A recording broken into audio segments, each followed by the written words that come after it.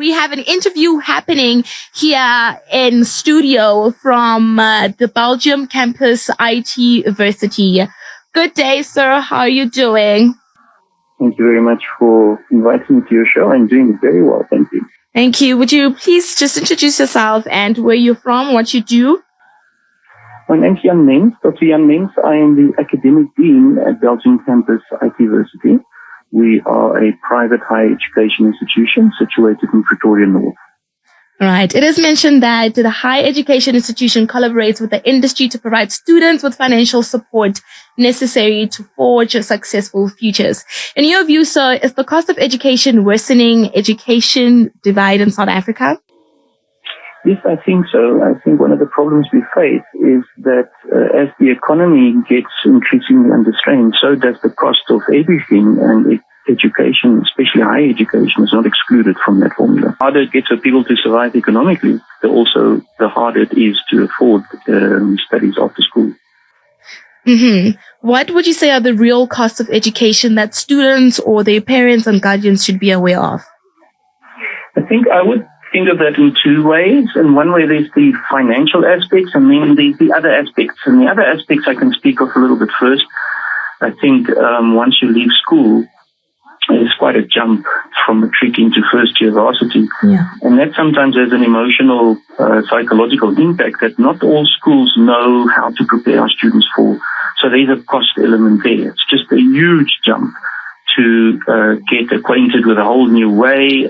Maybe the lecturers are not as caring as the teachers were, and suddenly you have to take a far deeper responsibility for your own study performance. On the money side, I think maybe it speaks for itself.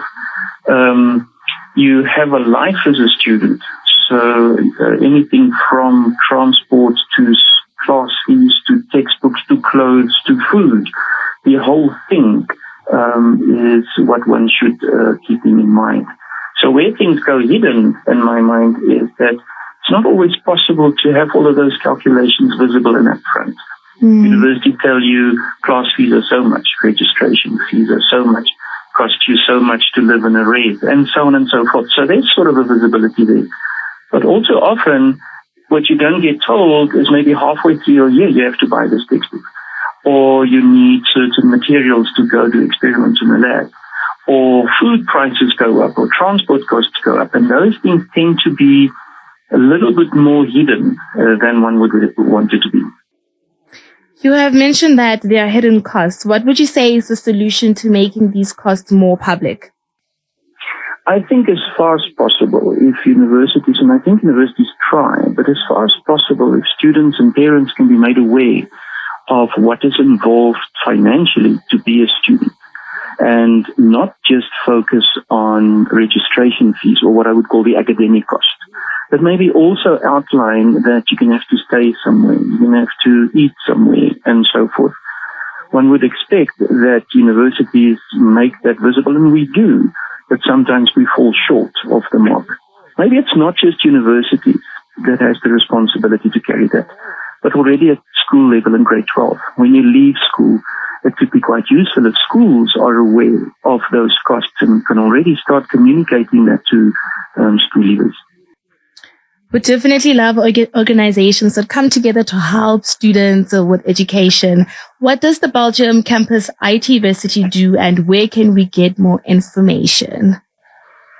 So first and foremost, more information would be on our website. We are required by the Department of Higher Education to be visible with what we do. So you'll find it's public knowledge. You'll find that on our website. But what we are doing, and what I think all private institutions are doing, is we try to make visible what your yearly cost is going to be. So we don't really think of it in terms of registration cost or class fees. We say that your qualification is going to cost X amount per year.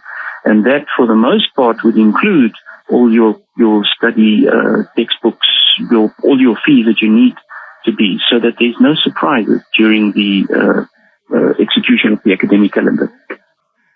Thank you very much. So before we part ways, what final words or rather advice do you have for a student that just finished high school and is about to get into the university space? I think there's so many things I can say. First of all, to study is a privilege. Study is expensive, but it is a formative part of your life.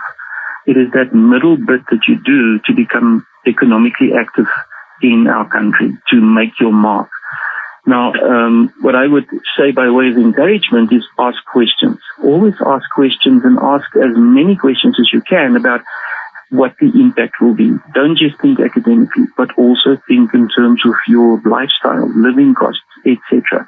Ask as many questions as you can, and then join us. Join the higher education world to also make your mark while you're studying, of course, but also once you get your degree, to become a member of society and then pay taxes for the next group to come study at our universities. Thank you very much. So boring.